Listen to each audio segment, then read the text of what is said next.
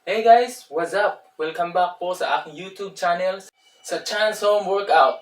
At ngayon po guys, panibagong araw, panibagong session po ang ituturo ko sa inyo sa ating tutorial vlog.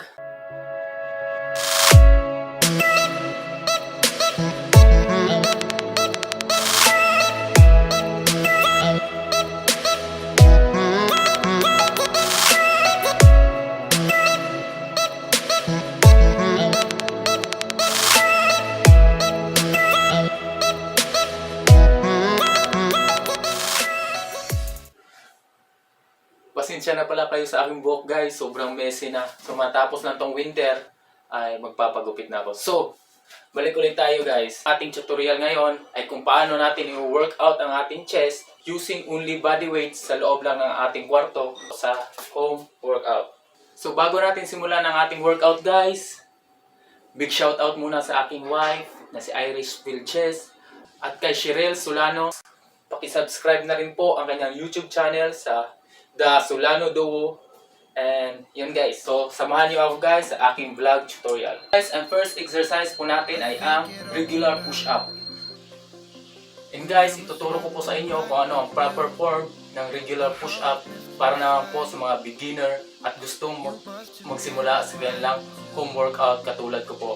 So, first, ilagay nyo ang inyong palm straight lang po sa inyong chest. And then, wag masyadong wide. And then, wag din masyadong narrow ang inyong kamay. Dapat katamtaman lang. Pag bumaba kayo sa inyong push-up, wag nakausli yung siko na gano'n. Dapat nakausli lang siya, papasok. Parang nakaganon lang. Ma-workout talaga yung ating lower chest at saka triceps. So, ganito guys. Naka-up ang butt, then yung core natin ay naka-squeeze. So, go! 2, 3, 4, 5, 6, 7, 8, 9, 10,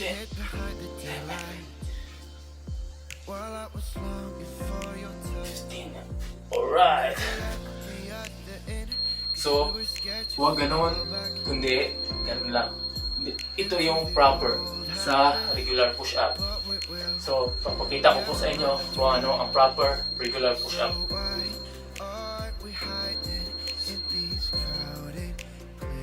Okay. And then, second exercise ay ang diamond push-up. So, ganon pa rin po guys.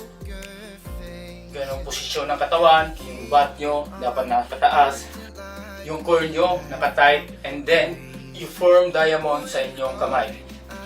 Ilagay nyo ang inyong palm, level lang sa inyong chest, and then nakataas ang butt, nakatight ang core, then inhale, exhale.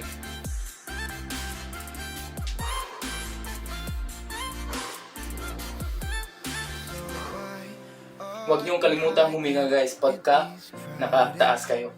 Para hindi naman kayo himatayin. So, diamond push up. Ganun yung palm ninyo. Level lang sa inyong chest. Huwag masyadong nasa taas. At huwag rin masyadong nasa baba kasi mas sobrang hirap.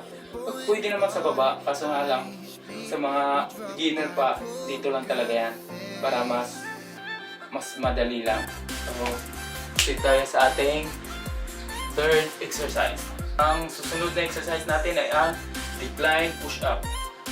Decline push-up para naman po sa ating upper chest at saka triceps natin. Sa decline push-up naman po, kailangan lang po natin ng elevated na mga space, gaya nitong upuan o di kaya matibay na bagay na kailangan nating patungan. So, ganito lang po yan guys. Patong nyo ang inyong paa.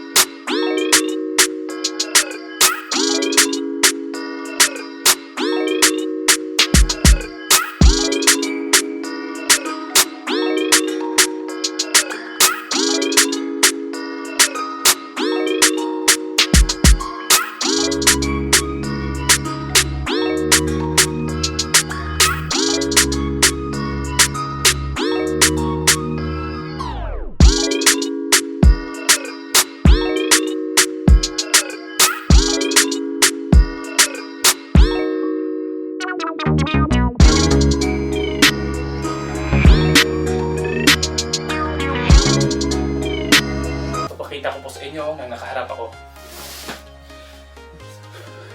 Wide ang ating shoulder, nakataas ang butt, nakatight ang ating core, and then inhale, exhale. So wide. Okay. Level lang po ang ating palm sa ating chest. Go!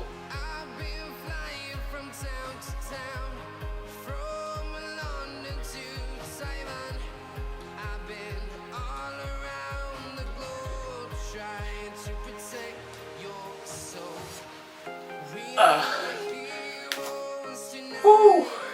Alright. So, yun lang po guys. Ang ating tutorial ngayong araw na ito para sa ating chest home workout. And then, maraming po salamat sa lahat po na nag-subscribe at nanood po sa aking YouTube channel. And sana patuloy pa rin po kayong sumuporta sa akin. Lagi niyong tandaan guys, pag down ng ating decline push-up, huwag niyong igalaw ang inyong katawan din pababa. Maintain lang yun siyang straight and then nakatight lagi ang core. And big shout out po lahat sa inyo. At paalala lang po, pagkatapos ng inyong workout, huwag po kalimutan kumain ng sakto, matulog ng tama, and magdasal sa Panginoon. So hanggang sa muli, see you sa aking next vlog. Peace!